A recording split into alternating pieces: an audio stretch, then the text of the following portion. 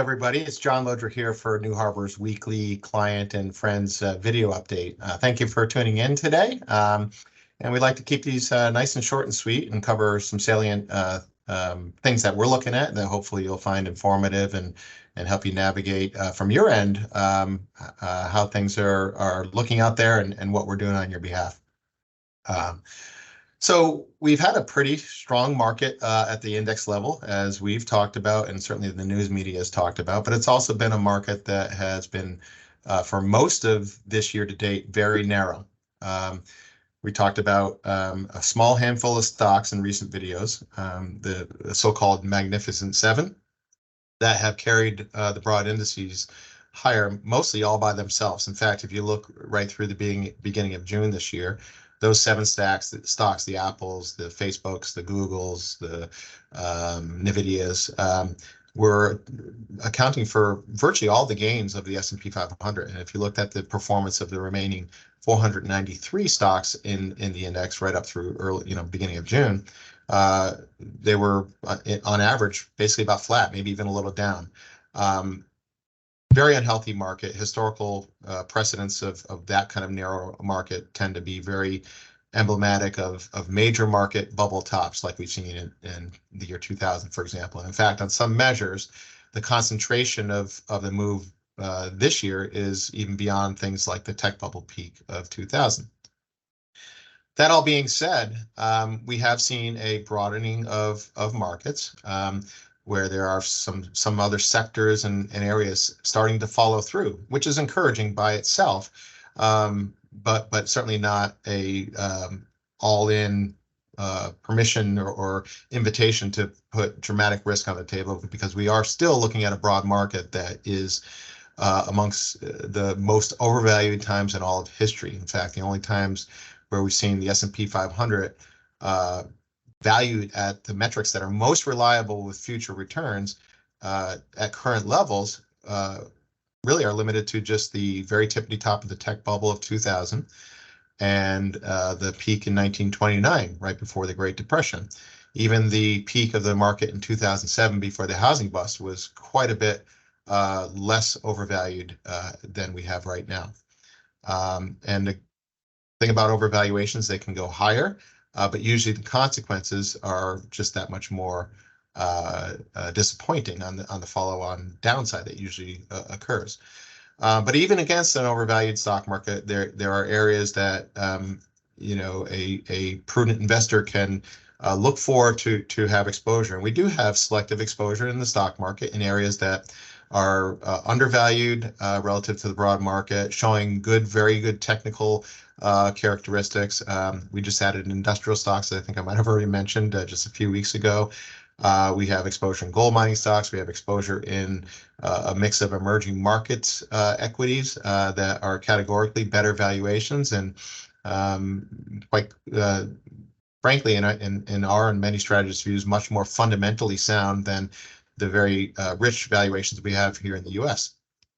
We are also looking, we're seeing some encouraging action in things like some of the defensive, what are so-called defensive stocks, things like healthcare providers and services, healthcare equipment. We have some thresholds that we're looking out there that may very well lead us to add some selective exposure there, all with the spirit of making forward progress in client accounts without taking undue risk due to overvalued metrics and things like that.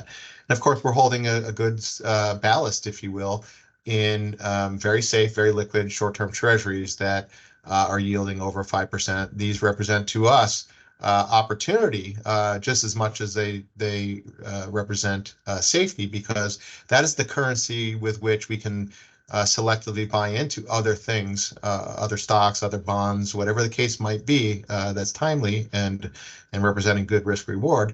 Having that dry powder in short-term treasuries makes all the difference in being able to capitalize on those opportunities as they emerge. So I wanted to share with you a chart of the broad market broken down by sector, just to illuminate where we've been. And here we go with that chart. So this chart basically goes back to January of 2022, January 3rd, in fact, and that's the all-time high that was reached before the markets hit the skids in 2022. And even though the media would have you believe that this year's up move in the market has, forgiven all sins and have got folks reaching new lands of prosperity, in actuality, the only sector of the broad market sectors that is up notably from its January of 2022 high is the energy sector, up 51% since then. You can see that numerically here. Interestingly enough, that's one of the worst performing sectors this year to date. So all that performance was in 2022 when the broad market was declining. The only other sector that's meaningfully positive is the industrial sector. You can see 4.67% above its January of 22 peak. The tech sector is just barely up from its January peak, just under 1% higher. And that's despite the eye-popping rally in the tech sector this year that has gone way beyond what we think most rational fundamentals would justify in that sector.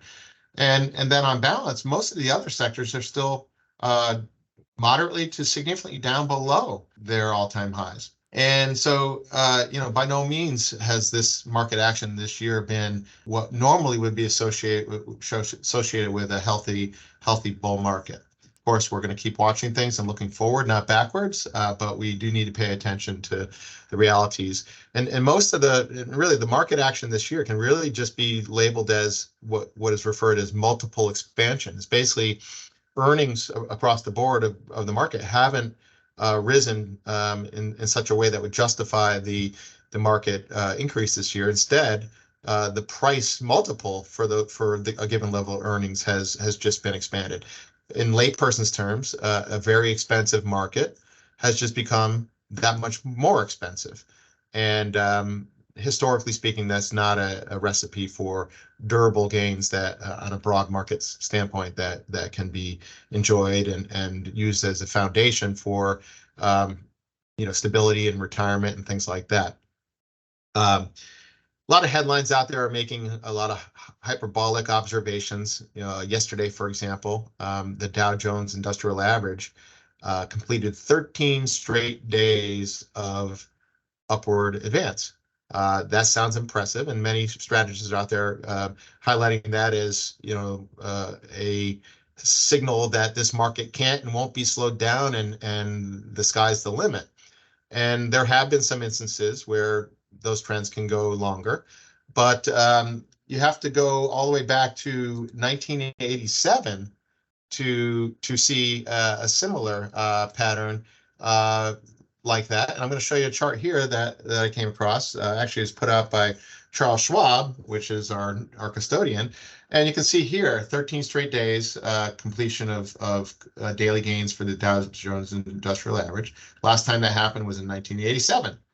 Well, what did 1987 look like? That's what 1987 looked like on a daily chart. So we had 13 straight days of up moves at the beginning of the year, and then what you might call a melt up into the summer and fall, followed by a massive decline, very weak here, and then followed by a crescendo or a pinnacle of a over 20% single day decline here.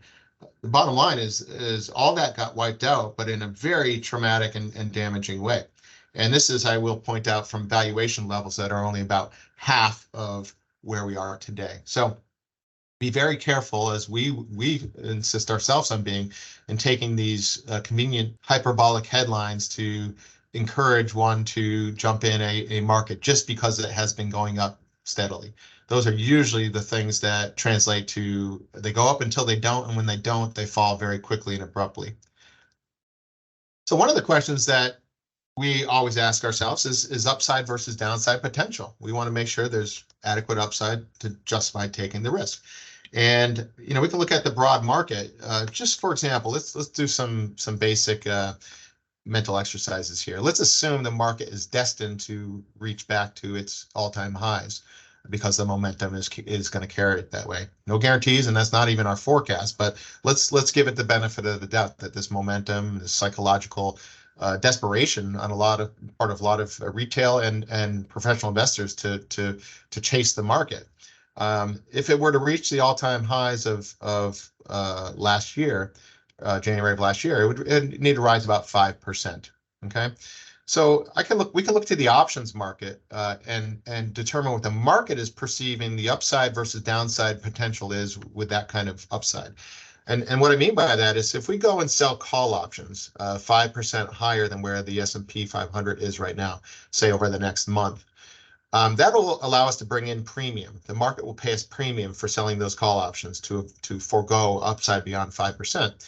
That premium can then be used in turn to pay for put options, buy put options to define a line in the sand below which you'll be protected against a potential market decline. And if you do that math right now, I did it earlier today, it basically, you would have to absorb or be willing to absorb a roughly about an 11% loss for a 5.25% upside potential. So let's call it roughly 2-to-1 downside versus upside potential. And that's really kind of the odds that the market is pricing in from an option standpoint. But we can also go and look at historical data for periods that share some of the aspects of today in terms of some key metrics. So I'm going to show you a couple of slides here that were prepared by John Hussman, someone that we oftentimes will reference and quote because he really brings data-rich analysis that's not subject to his or anybody's opinion, but black and white, factual, historical data. And so this chart basically goes back to 1985, and it shows the few instances in history, anywhere where there's a vertical red and blue line here, is a period that contains a similar syndrome, if you will, of price movements higher in a short period of time, relative strength kind of extension, sentimental bullish lopsided sentiment. This is all gobbledygook, I understand it's technical terms, but suffice it to say, it's a syndrome of very rare occurrence in history. And this shows over the 15 days following the emergence of this syndrome, what the maximum move higher versus down lower was. So in 87, for example, when this syndrome emerged, there was a move higher within 15 days, 15 trading sessions of about 1% and change, but there was also a move lower of almost 7.5% over that same 15-day period. If you go to March of 2000, there was virtually no move higher, but a move of about let's call it 11% lower in the next 15 days. You can see in a picture here what historically has been the case when conditions like now have emerged. There's lopsided risk to the downside, and this is actual historical data as markets behaved. This next chart basically takes that same thing and just extends it out 40 days. So what happens over 40 days? And you can see what really happens. Yeah, maybe the upside potential is somewhat higher, but the downside potential is that much more so in terms of a multiple of upside versus downside potential. All to say that in these kinds of environments, while it may seem from the headlines like there is nothing to risk, nothing to lose because the market's going to keep charging higher, the actuality, and history is our guide, is that the risk is sometimes more lopsided to the downside, every bit more so when that sentiment is so certain that there is no downside. So the translation of that is we continue to play things very defensively and very safely for our clients, but we are very actively looking at areas that do present better risk-reward propositions. And when we do find those areas, we'll oftentimes enter them with a pair trade where we might try to exploit the valuation differential. So for example, we may, in fact, we have added exposure to industrial sector recently, and we paired that with an inverse exposure to the broad market, in this case, the NASDAQ, which is very extended. And so we're trying to, without taking a large amount of incremental equity exposure in this broadly overvalued market, we're trying to pick our areas where we think upside is likely and pair that with inverse exposure to areas that we think and data would suggest are very overdone and ripe for a pullback. That's pretty much all I wanted to talk about from a market standpoint, and that to let you know that we are looking at areas like healthcare, like commodities, like basic materials that are showing some very measurable improvement, even despite the challenging backdrop of the markets. A couple areas where I'd like to just highlight that we talk to clients all the time about non-financial market aspects, but are just as important, if not more so, to their financial lives. And I'm using this as a topic jogger that might invite folks that are listening here today to reach out and want to have this kind of discussion with us. You know, we have financial planning software that we can help clients look at their current resources and savings that they expect to add to those resources, and combine that with some realistic rates of return, not some historical assumption that has no likelihood of happening from current levels, but realistic numbers that are sound based upon the current environment. And we can help clients do some what if scenarios, modeling out, you know, their retirement goals, their educational planning goals, you know, maybe major purchases, maybe paying for weddings or whatnot. All to say is every client has their own unique set of goals and wishes, but we have tools that we can help you go through and plot that out. And sometimes the fears of the future are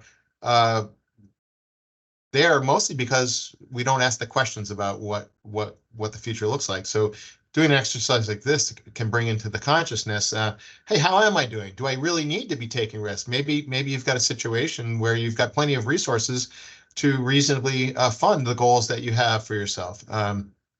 All to say is we'd be happy to have a conversation and a financial planning exercise for any of those clients that are wanting to kind of look forward about their goals and objectives and put it in the context of their what their investment accounts are and what they're doing for them or need to do for them. Other areas, you know, clients, for example, retire and they have a corporate pension, and they're faced with, just in the last few months, we've had 3 or 4 cases that I've worked on personally, where they've got a corporate pension that they have the option of taking a lump sum or turning on a pension for life. And we can help clients do some rate of return analysis to determine from a numerical standpoint what's likely the better choice. And it's not a cookie cutter approach. It's customized to every client's own situation and the numbers that are presented by their pension plan. We do the same kind of thing with Social Security planning.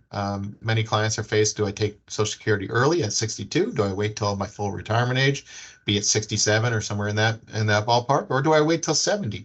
We can, and we have analysis tools that we've developed to put some numbers to that and help you understand the financial trade-offs of you know, those kinds of decisions. These are all the things that are over and above the investment management that we do every day, but can be just as important in your financial picture. I wanted to close with you know, just a couple items of newsworthiness relating to IRA distributions. This doesn't apply to everybody, but there were new rules that were promulgated for inherited IRAs that basically would have required recipients of inherited IRAs to distribute those inherited assets over 10 years.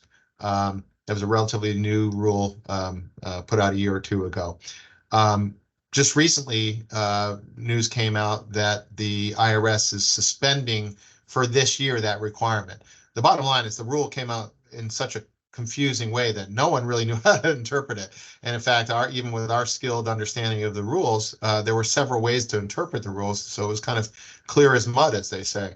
Anyways, what otherwise would have been a required distribution on those inherited IRAs this year are going to be waived for this year. Who knows what comes next year? They're probably still going to be working on some clarification of the rule, but there's that kind of thing. And that's just an example of we try to stay on top of financial planning matters and tax law and retirement law changes that impact our clients, and we'll communicate those kinds of things to you through these videos as well. Well, I'm approaching 20 minutes here, a little longer than I had hoped, but hopefully you found some of this context and data useful, but nothing can replace the conversations we have with you, our clients, one-to-one, cater to your questions and your situation. And we invite you to do just that. Please reach out to us, and we're happy to have those conversations.